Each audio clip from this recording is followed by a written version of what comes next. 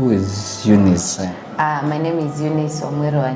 Yeah. I'm an economist. I'm a businesswoman. I'm very passionate about what I do. I love organizing and arranging. I'm very passionate about making the world a better place. So my whole purpose is my whole objective is to create employment for the young people. And I am among the young people, so I am also creating employment for myself. Tell us about your company, the services you offer. Yeah, just a little bit overview of your company and your business. Yeah. Okay, my company is called Avid Movers and Cleaners. We offer moving services. Moving services involve transport, loading your things and offloading them. You know, we load them from where you're coming from, then we offload them to where you're going to. There are other clients who love, like they would like a whole package. A whole package involves packing and unpacking. We come to your house with cartons, we pack your things, then we go and pack them, then we arrange them in the house entirely in a very organized way. Then we also offer cleaning services. So maybe you want to move and where you're going to, the house is not as clean as you would want. So the first thing we do is thorough cleaning. But not all clients usually do that. So you could be in a house and you would like some thorough cleaning once in a month, quarterly, in a year, or once a week. We offer that. We also offer, what are they called? Windows. You know, windows are most neglected in a house. Yeah, especially these big houses. Yes. Maybe you have like a 19 rooms house. You know, it's a big house. So cleaning the windows on a daily basis is quite a challenge. So we do that. We come to your house. Maybe we can come on a weekly basis. We just clean the windows. Okay, so in short, you offer moving services and cleaning services for homes. And do you offer that package to businesses? Sometimes a business is moving location from location. You organize a certain business. We also do that. Our services are not excluded at the offices. Our excludiwa. We also offer people who are in the business. They are called households and farms. Okay. That's nice. You're the Kopoa. So another question: why that business? And we are I've seen that business in Nairobi, but back here, especially in Kirinyaga, where we are, and these other counties. Umesema uko in Kirinyaga, Murang'a, Embu, Nyeri, Kiambu. Nairobi. At least Nairobi now, that's a proven concept. Why bring that concept to the other counties? The other counties? The thing with devolved government. Devolved government means even everybody who is learned, this service, I'm not saying that they're only for the learned, but people who subscribe to them are people who understand them. Somebody like if you've lived in Nairobi and you've seen, or you've come across it on social media, it's easy to subscribe to it. So with devolved government, alafu they're not, what can I say? People say they're expensive. They're expensive services, but I don't know what is expensive to somebody. So with devolved government, the economy iko mashinani, pesa iko mashinani. So it's easy to bring the services to the local people. What are the up-country counties and people still subscribe to them. That's awesome. So in short now, because it's a service for people with disposable income, because hautaenda kwa soko kama let's say hapa hivi, most of the people ni wanafanya mambo ya farming. Not many people watafikiria hivyo because huyu mtu anafanya kazi ngumu. And then uende umwambie tutamtolea kuhama kwake si kazi. Atachukua tu vijana hapo. Atachukua hata vijana wa labor. But there are disadvantages with just picking random people to move you. There are a lot of disadvantages with that. You need people who understand what is moving and what is expected of you. When a client calls you to move them, what are you supposed to do? This business of just picking random people, that's when now you find your glasses are broken, your TV is broken, you have a lot of damages at the end of the day. It was cheap, yes, but it is expensive to replace what is broken. Yeah. You know, your seat, maybe it got a scratch, and maybe taking that seat to the fundi to remake it again, it's a process. So it's good to hire movers who understand. You know, movers, they wrap your seats. Yeah. They organize your items in the cartons according to what are they called? Sensitivity. Yeah. Like a glass. You cannot just put glasses, unga together, shoes together. You know, you just put them differently. Yeah, that's nice. That's nice. So you're offering a service, and so umesema mambo ya security. Do you offer like an insurance ama a guarantee that your vitu zako zitafika home, because you know you're in a very sensitive area? Umesema glasses, TVs. Do you offer a guarantee that vitu za mtu zitafika home safe ama akihama ama how do you go about it? I have a very trained staff. I've trained them to give their best. Okay. But in case of, you know, accidents happen, somebody just maybe could slide or knock a glass or maybe put it in the wrong place. If it's broken, we replace them. Yeah. If something is lost and we are sure we know it is us who got it lost, like that's why I do a preview, like a pre-visit. I come to your house. If you want to move, before you move, I come to your house. I have a detail of everything that is in that house. Okay. Or even before we start packing, I don't have to come to your house, but in the morning before we start packing, I get everything that I know. I can see that is valuable and that is, you know, sensitive. Inaweza vunjika, like a glass or a TV. I write it so that when we are packing, we know what is where. There are stickers, you put stickers on the cartons, so you know if these are TV, you know where to put it. If these are glasses, but in case they get broken or maybe something is lost, we replace. Umesema mambo ya staff. How many staff do you have, and how is business? Is it as job? How many permanent? How do you go about staffing? Umesema you have trained staff. Yes. So far, like I told you before the interview, it's a startup. Yeah, true. So I don't have permanent staff. They go on demand. Okay, I already have them. But whenever there is work, I call them. We organize, we go. So ni kibarua, but ni poa. It's piecework, and every business has to start somewhere.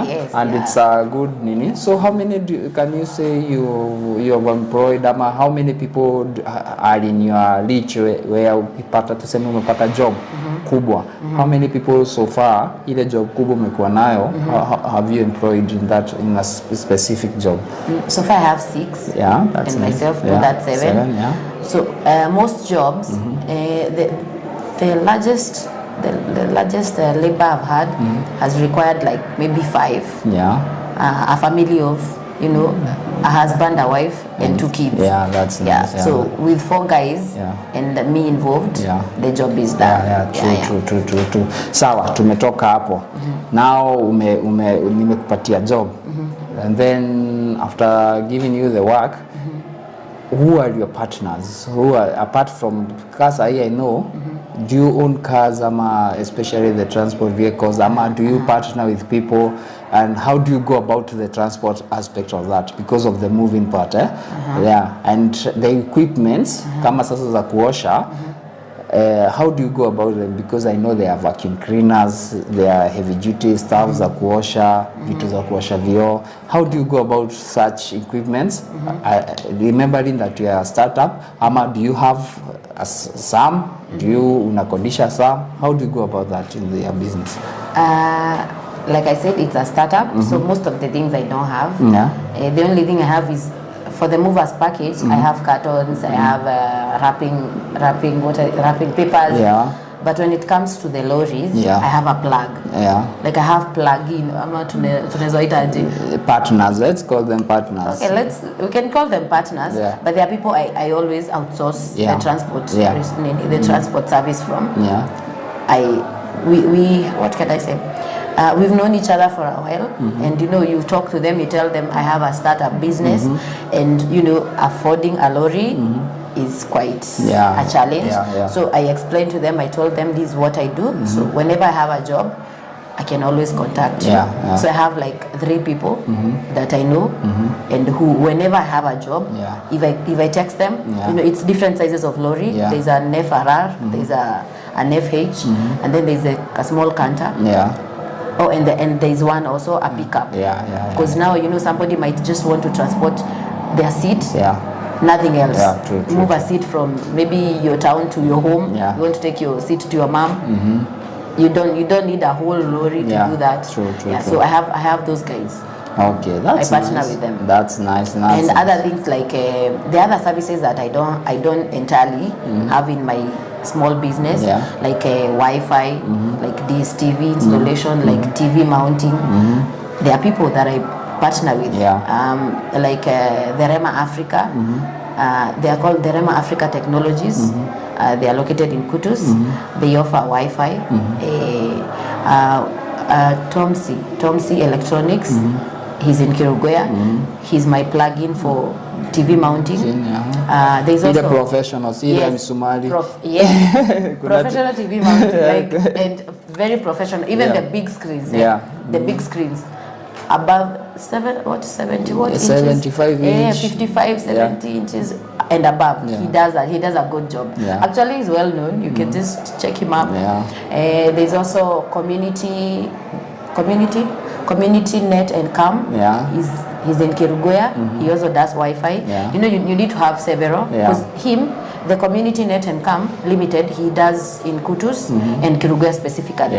Then the Rema Africa Technologies, he goes beyond Kirinyaga, goes to Embu, goes to Moranga. And the TV mounting guy, he goes wherever he's needed. So if we're going to Nakuru and you know, we are moving from Kagio to Nakuru, we go with him. We just go mount your TV. Why start the business? So what led to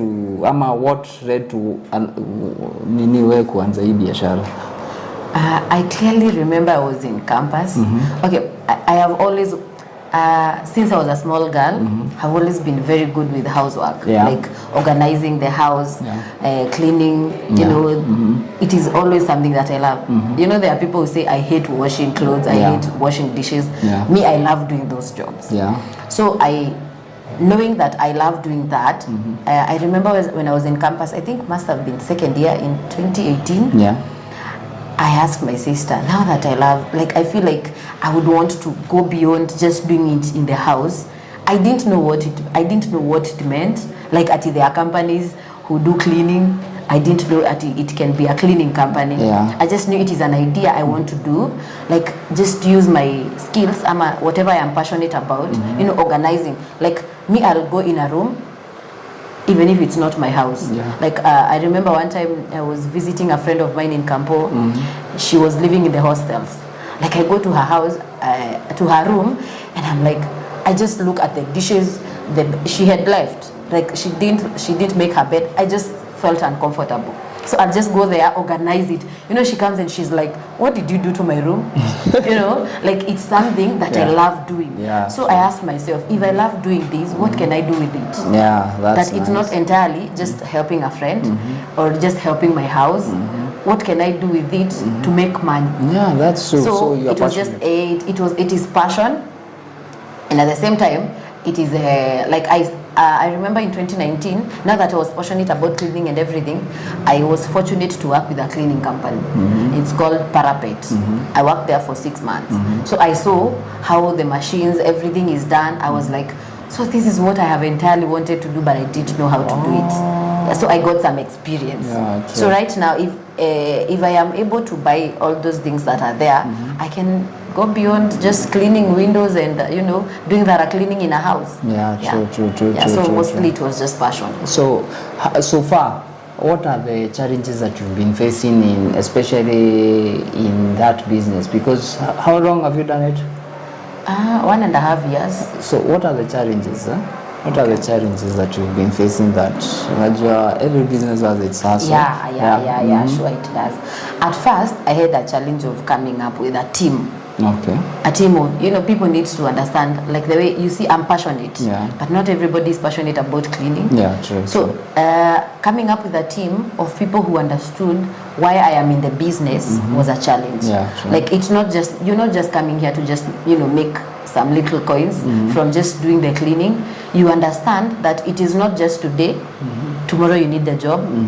in 5 years, somebody else will need the job. So coming up with a team who could understand Eunice is in this business because she's very passionate about it, and she wants to make jobs not just for me, but for the next generation to come. You know, I still want to be in the business in 10 years from today. Sure. So coming up with a team who understood that was a big challenge. So like the team I started with, it's not the team that I have now. Like I could, you know, you go evaluating, you're like, hey, who you? Atuendi mahali, you know, now, who you ako for the money, and it's good to be for the money because entirely why would you work and not want to be paid? But at the same time, I wanted people who could stick with me, you know, walk with me in the journey. So that was the biggest challenge at first. Then the other challenge is convincing people that they need they need the services. Then I keep asking myself, how will people know I am offering the business? You know, you have to go out there, market it. So people in Kirinyaga, people are adjusting to the fact that they need movers. You know, you'll tell somebody I offer movers, and they're like, movers? What is movers? You mean there are people like those in Kenya? You know, they see those things in the movies, they're like, you mean there are people like those in Kenya? Okay, in Nairobi, people know about it. But huku locally, people are like, movers? And you come to my house, you arrange everything, you take me, you take me to the next house, arrange. They're like, what is that? So a challenge of educating people, okay, not educating, awareness. That people need to be aware that there are people offering these services and they make your work easier. You know, when you have a movers company coming to move you, it is very easy. Okay, the only thing you need is some few cash, of course. Like it's easy because now you don't have to think about if you're on the 4th floor, you know, sitting down and figuring out how your coach is going to move from 4th floor to ground floor. It's work. So it's easier that way. So awareness, making people aware that there are people offering these services and they are there and they are needed, is also a challenge. The last challenge is, of course, going big. You know, you start small, but at the same time, you need to go big in some way. The capital. Like I told you, I started with zero capital. I started with volunteering. I come to a small office. I'm like, hey, I offer this and this and this. Can I do it in your? Can I do it in your office? You know, I come. Like here, I come panga your house, I panga your office, and then I take photos. The only thing I will tell you is allow me to take photos before and after. So that's how I started. So as I go by, you know, I've not had so many clients because, like I said, it's in the up country, it's something new. So them adjusting to that they need these services. So capital has always been a big challenge. Okay, one thing as I can add, another question as Uliza. Now, those are challenges of the business. What are challenges that you faced during work? Kama sasa umepata job, what are the biggest challenges that you face when you are working? When working, some clients, are just, they are my clients, I love them, but some of them are just, their work in progress. Like you meet a client, and you know the client is, I don't know if it's trust issues, I don't know if they don't trust that you can do the job. You know, it's hard, like assuming you have your supervisor with you every second. You're there with your computer doing whatever you're supposed to be doing, and your supervisor is there standing, watching you do the job. Like, seriously. It's tough. So some clients, they're on your toes. If it's the windows, they are there standing, watching you do the windows. They're ordering you around, telling, no, panguza hapa, fanya hivi. I'm like, you know, we know what we are doing. So that is one of the challenges, like a client not trusting that you can do the job without them being there. So what I advise my clients is, I am my team supervisor. Give them a chance. You know, they know what they are doing. Give them a chance. They do the job. After they are done, come check. After I supervise, come check. Tell me, hapa hakufanya. But now if the client keeps, like I just imagine if I'm not there with my team, it is going to be a frustration, headache. You know, you can't keep telling them what to do and they already know. And another thing haujataja ni mambo ya capital. So because you said you started with nothing, and now uko na branded t-shirts, uko na branded cartons, expensive. So it's you invest your profits on that. That's nice. And what is, let's assume you've got a capital injection. Yeah. Ama nini, what will be the next steps that you take? Let's assume umepata like a capital injection of this amount. So what is the steps that you take with capital injection? Because you never know. Umesema that you would love to get capital, but sometimes, especially in your business, because you're offering services, si kama biashara yenye inauza stock. Yeah, mtu atakuja akuje kama bank kama Equity value stock yako nini. Yours is a very tough business kupata loan. No, it's quite hard for such a business to get a loan from banks, ama the normal people. So the best form of capital unaweza pata ni pengine investor, someone to believe in your dream. I invest in you either for interest ama for a share of the company. So what would be the next step you take, assuming you get someone to invest in your business, and what are the structures that you have umeweka to prepare yourself to be someone can invest in? Okay. Yeah. I keep records at first. If somebody wants to invest in my business, we can sit down. I have books. I have records of money I've made, clients have served, my inventories. I always keep records. So if somebody wants to invest, we can have a sitting. I show them what I have done. About what I would want to do if I get the money.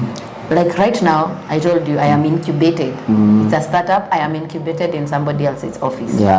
So they just gave me space to put my things and somewhere I can sit. You know, if a client wants to find me, they can find me there. So if I get some capital, you see, I can. Nawe ni mjanja. Mimi mjanja aje? Juu sasa na assume hauna ofisi, but you are clever enough, unaweza enda uconvince mtu aku incubate in their business. Hiyo ni ujanja, hiyo ni hasra, ni hasla mentality, ni hasla move. Hiyo ni noma. He's a friend of mine at first, so he's one of, like I told you, that's where I started my idea. I went to his office. Alikuwa na back office, iko na vitabu and some other things he had kept there. It's called clutter. Unajua clutter ni vitu umeweka mahali pamoja. Hata sasa kuna clutter hapa, kuna siju, kuna so hapa kuna business opportunity. After this interview utanipea job. So I went there nikaona all that clutter. Me and clutter, we are good friends. Naonanga clutter, naona hii ni job. No, so I saw the clutter and I told him, why don't you give me an opportunity to make this place of yours like spacious? Juu sasa I remember that first day when I went there, nilikuwa unajua si ulikuja hapo kuna front part na kuna back part. So nilikuwa nimeka hapo mbele place tulikuwa tumeketi na wewe, then I felt sleepy. Akaniambia enda huko back room kuna kakiti. My friend, hiyo kakiti mahali ilikuwa, I had to like inua miguu zangu, sijui kakiti kako kwa corner, there are a lot of clutter at the front. So when I went, and it was very dusty. So I went there, I sat, I was like, I couldn't find sleep. Usingizi iliisha. Niliona tu hiyo clutter, usingizi ikaisha. So nikaona, why don't I start here? So unaona venye unapatanga idea, then the things just flow in your head. I sat there for like an hour and I was feeling like my head is going to blow out. Do your ideas, bana? Napata ideas, I'm like, I will start like this, I'll do this. Like I had a big plan. So nilienda nikaketi na yeye. I told him, I'll come here. Like the workload was much. Hiyo niliona hii ni kazi ya 1 week peke yangu. Kaambia I'll come here for 5 days. Then after 5 days, wewe kazi utaona nimefanya. Utaniambia kama ni kazi safi. So I started there. I took photos of how I think I still have the photos. Those who have followed me on my page, they are my first photos kwa Facebook page yangu. The way the place was looking, all cluttered. Declutter, nikapanga vitabu zake vizuri in an order. So I took the photos. Nikamwambia, and he's a very good person. And supporting young people. So nilimwambia, I want to go like nataka hii kitu nianze kama biashara. So I told him, take photos, nitapost. Akaniambia ni sawa, wewe chukua, bora ni free. Bora ni free. So and then like you came there, uliona it's an M-Pesa shop, Equity agent, there are some fonts there. So na yeye he's also a business person. So most of the time anaitwa akona deals hapa na pale. So pia aliona ni opportunity, if I'm there I can also help him. I can help him run the shop and at the same time incubate me. Yeah, So I'm there incubated and I'm also helping him do the sales work. Nice. Hey, you're big up. You hapo ulifikiria poa. And it's something many people don't think about. Most people, sasa I have a friend of mine akona a program anafanyia youths. What he's trying to tell them, watu ni wajanja. Everyone is mjanja. Execution ya ujanja yako ndio inaletanga shida. Na wewe uliona you can't afford to have an office, but you can offer a service where you get an office in return. Because you don't have the money, now you're offering your time and your service ya hiyo kuosha, na hiyo mtu amekupatia a place to start, umepata job na umepata an office in return, and from there you can kickstart your job. And that's hiyo sasa, hiyo ndio inaitwa ujanja. Mimi by the way imenibamba sana. Hiyo iko sawa sana. And so after that after sasa hapo ndo ulianza marketing. So how do you market now? Umeenda umechukua those, you have taken those photos, umepost nini? How do you engage marketing? Ama how do you find clients? Because now that's in any business, that's the hardest part in any business. So how do you engage clients and how do you find them? Because people are all over. Okay, about clients, social media. Me, I saw social media as an advantage to businesses. So that is what I focus most on. Because like I told you, sina pesa, I don't have the capital to now hire marketers. Waende wakiambia watu, you know, there is this company, they do this and this. So I have a page on Facebook, I have a page on Instagram, and then now the WhatsApp. So I always, whenever I do a job, I post them on that page.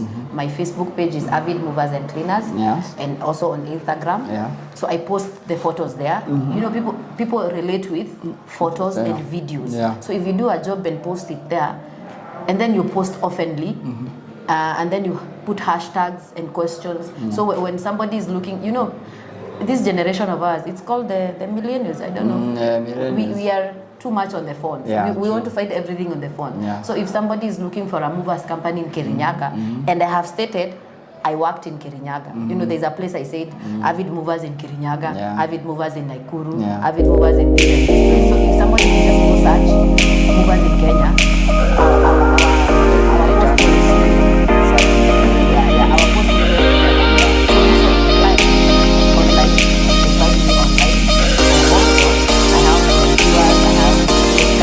so wherever I go, you're carrying them. Mimi nikipatana na stranger, the first thing ni, hi, I'm Eunice Wamweru, I do movers and cleaners. Do you business card? Word of mouth. That's and true. Friends. Like I give my friends, a friend tells a friend, alafu pia a client tells a client. And the business has grown. It's growing in its small ways. Iko sawa sana. Hiyo by the way ni mjanja. So a piece of advice naweza kupatia on that, try TikTok. And by the way, I have a TikTok account, though it's personal. I also, by the way, I have a TikTok. It's called Yunashi. Yunashi. I take videos, naeka kangoma kazuri hapo, sijui wako whatever.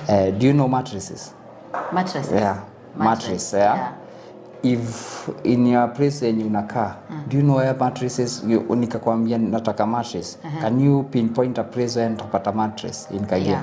Very fast, ndio? Why is it that way? Because I have seen them. You have seen them? I have seen them offering. Because they are, and they are always outside. So they are always on display. So hiyo kitu ya kwanza, mambo ya mattress, they are so obnoxious that ziko out there. Mtu yote anauza mattress anajulikana. Can I tell you something funny about a mattress? Tell me. A mattress is something that wewe in your young life, you are yet to be married and you are at home. Tell me how many mattresses you have bought in your life. Hii ni test afanye aje?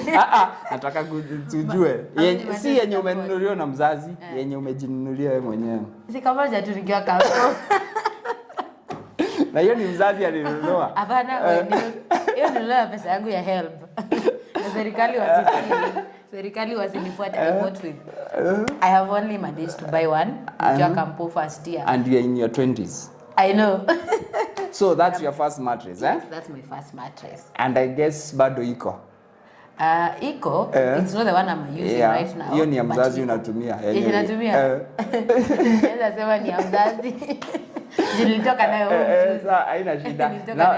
Now let's go back, I asked someone, he is above 40, how many mattresses have you bought in your life? Alikaa hivi akaniambia about 5. And he has 2 kids and a wife. So hizo ni mattress hadi za watoto ama ni zake zenye amelalia? Si zenye amelalia, zenye kutoka home zenye amenunua. Wow. That's 5 mattresses in roughly 15-20 years. Wow. Yake ya kwanza after ameoana ya watoto wawili na yake sasa ya kurefresh. 5. Wow. Okay. So mattress is something that you don't need so much, but somehow watu wa mattress shops wafungangi. Yeah, for sure. They never close. Even me personally, nimenunua roughly 2 mattresses in my life, and I'm in my 30s. So siko pabaya. Uko pabaya.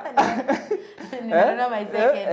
Umeona? Okay. So you see, 2 to 3 mattresses, yenye nilitoka home nayo, juu za kampuni nilibaiwa, yenye nilitoka home nayo, yenye hiyo ndo nilihamahama nayo kidogo, yenye niliingia tao nayo, na ni yenye nyingine bado nilikuwa naishi nayo sasa ya kurefresh. Those are 3. Okay.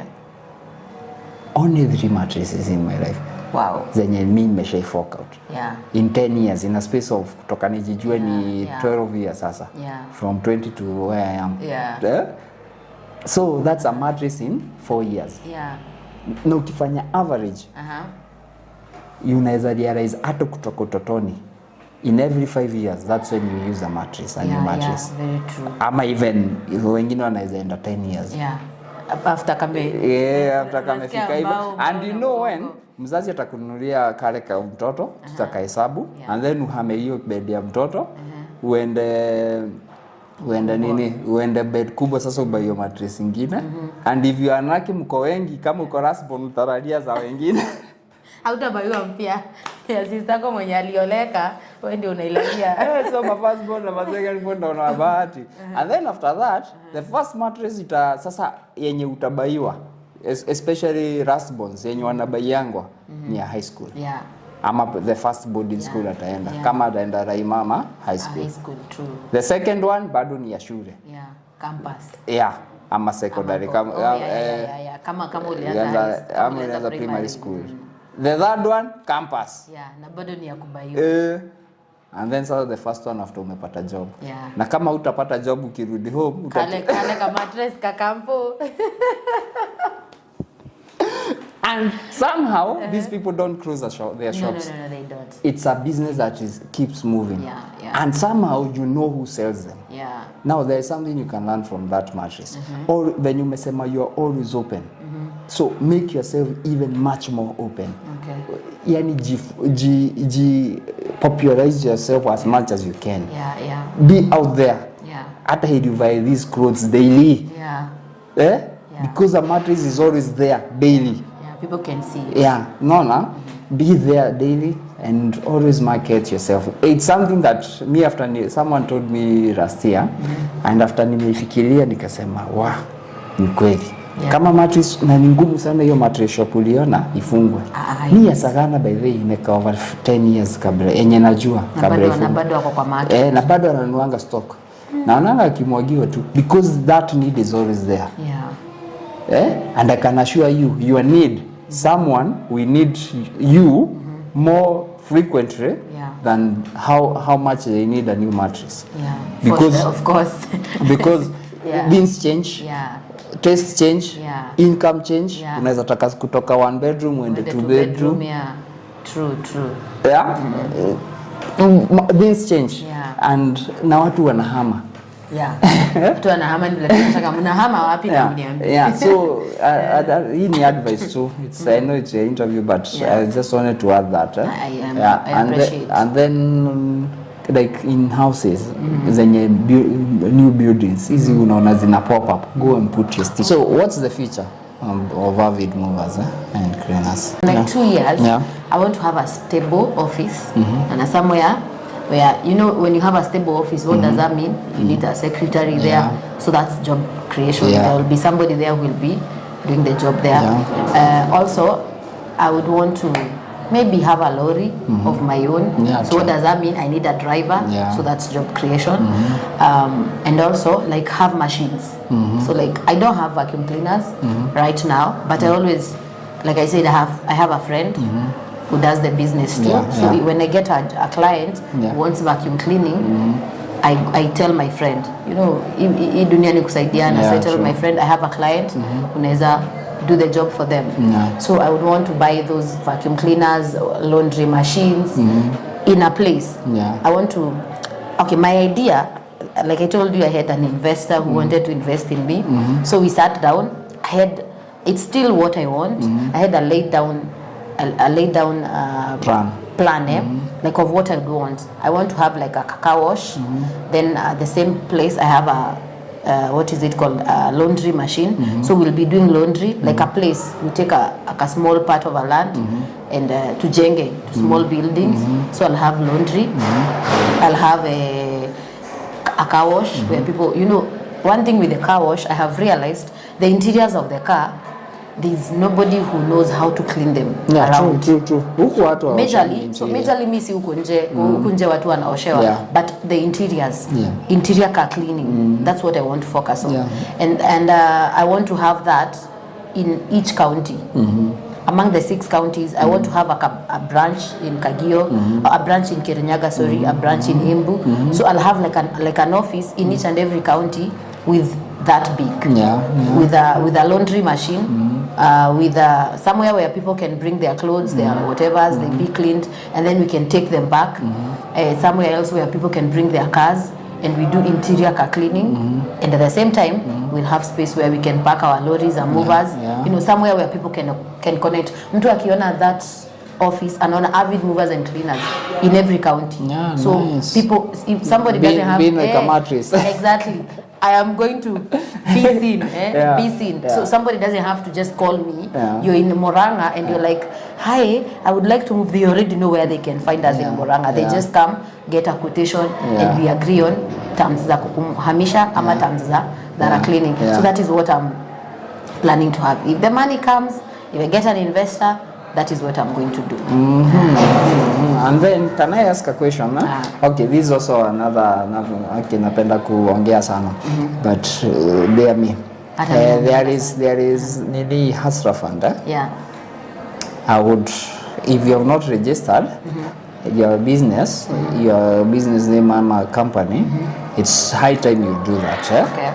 And now you uanze ufungue an account where inapitia hapo. There is this promise of the Hasra Fund where small businesses will be given from 50,000 to 2.5 million in financing at 8% interest. Now, at that 8% interest, hakuna processing fee. One thing yenye ufanya loans iko expensive because just processing the loan. Kama unachukua that 2 million, like 200k itapotelea processing that loan because ya collateral na nini. And with a business as an SME, unaweza pata such a thing. And because you're already young and a lady, there are many grants as you come. Unaweza pata women fund grants zenye haulipi. Where people can grant people you don't pay. You can find with a registered business. Si lazima hata utumie company. When you register your business, it's almost free nowadays. Unalipa tu some few charges, business name, search, nini. I have registered the business. You have registered? Yeah, I have the business name is registered. But what I have not done, I've not registered as a limited. You go to, what is it called? Can you open an account with your business? Yes, I can. Now that is okay. But because the limited part is the only part where I have not registered. Now, when you need to register the limited part is when you start having investors. Because right now, registering the limited part, it will be headache on you. Because nasa utakuwa na stories za tax. Because as a company, lazima monthly you file tax returns na nini na juu ni biashara ndogo, you can't do that. If now you are registered registered, now start running about the Hasra Fund yenye wanasema watapatiana March niyo. You can, so they are taking people who, when you are registered business. It's because it's a business loan. And those businesses, they want to see their cash flow, pesa venye inaingia ikitoka. So it's high time you open an account on that business, start transacting on it, and then be active on that nini. And then slowly unaweza anza ku-approach grants. There are so many places where unaweza pata pesa. And then now when you start having investors, now you can make it a limited company, because it's just you ni kupelekea lawyer, because you have already done the bigger part business search na vitu kama hizo. So think about your Hasra Fund. Inaweza kusaidia somewhere. 8% is not a lot of money for information. It is not like banks unajua kuna hiyo 10% unalipa before loan, and then you pay at 13. Sasa hata zingine ni 18. Equity said high risk people ni 21%. High risk 21%. High risk people monthly ama yearly. Yearly 21%. Ni mingi for a bank, because wanakukura 30%. Imagine umelipa hiyo 21%, and then there is another 10% of the processing, because insurance alone is 5%. And you still have to pay the collateral fees, vitu mingi sana. So I'll think about it. Go think about it, and I'm happy for you. Thank you. Yani hiyo hasa yako by the way umenifungua. There are some things umeongea realize we do sleep on our abilities sometimes. And you also an inspiring story. Thank you. It's quite yani ni eye opening. You are an eye opener. Like I always tell young people, several of my friends, I tell them, you don't need capital to always start. Whatever you're thinking of starting, because you know that is one of the challenges in young people tunakwanga na. You want to have an amount of money, then start. Then you're expecting to accumulate 100K. In how many years? How long is it going to take you to accumulate? Because at the same time, you want to save to start your idea, but you still need food, you still need rent, you still need clothing, you still need other social things. So before you even accumulate 100K to start your idea, it's like 5 years. But why wouldn't you start in your first year in a small way? Just start in a small. You can even start. Okay, I'm not saying you start like me by volunteering, but figure it out.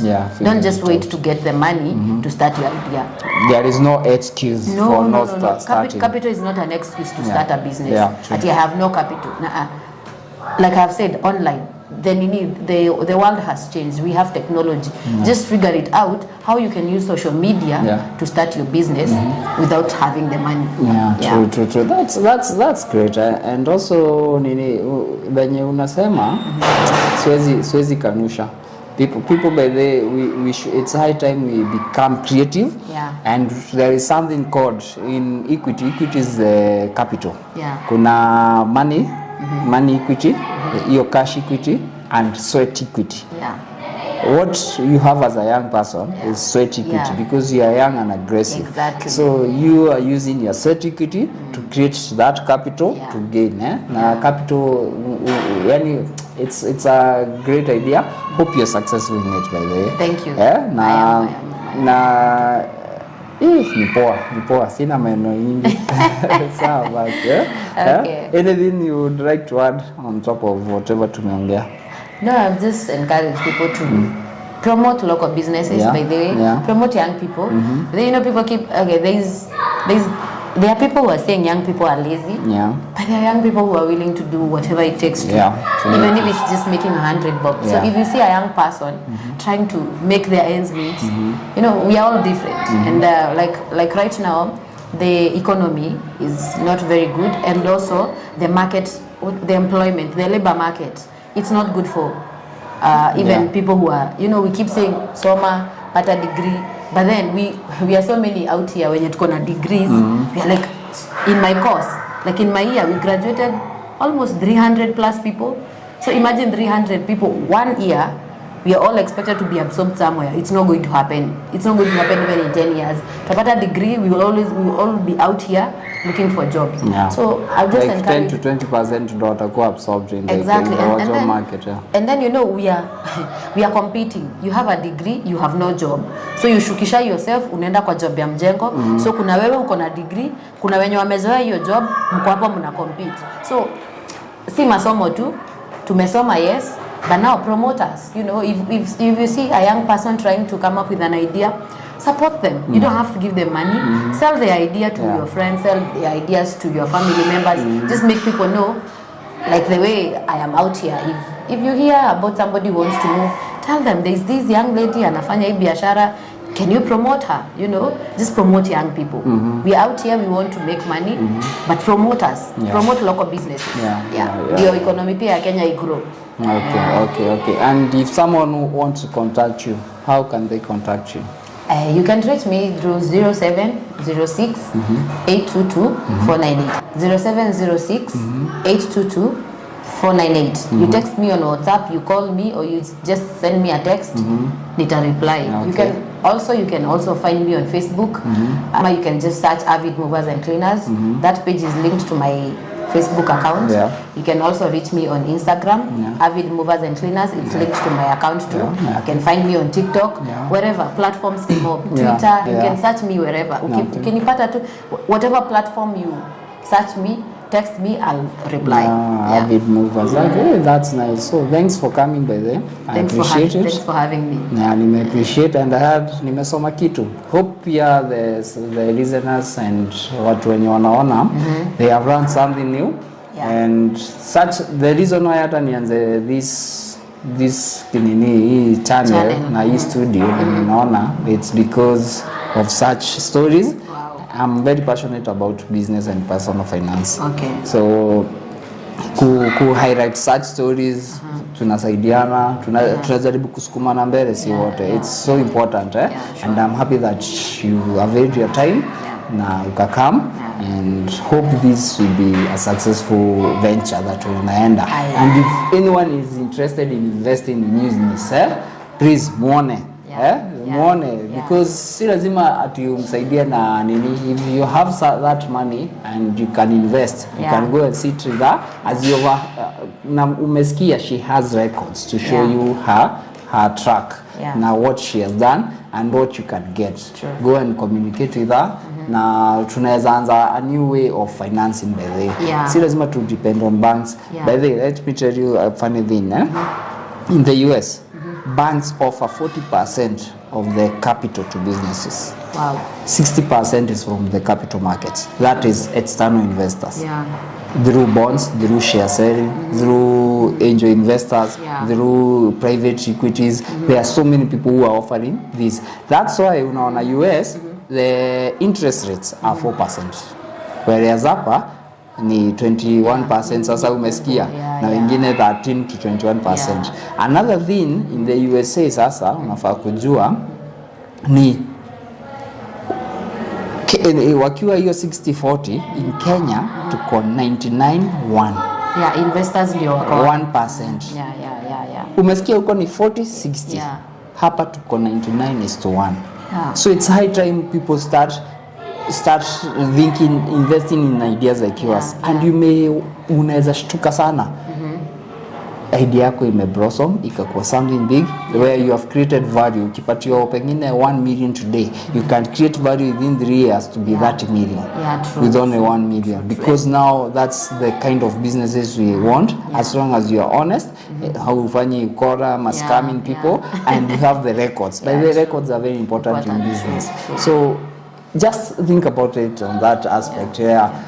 Even who is reasoning, we need capital. But capital in Kenya is quite expensive. I'm happy Ruto brought Hasra Fund because now it's reducing the gap. And we have people who are willing to work on that capital. And the structures ziko hapo. You can create those structures. That's nice. Thanks, Eunice. Nimeshukuru umekam. Sina mambo mingi. Hey guys, remember to subscribe, hit the like button, share, and hit the bell icon for you to be notified for any new videos. See you next time.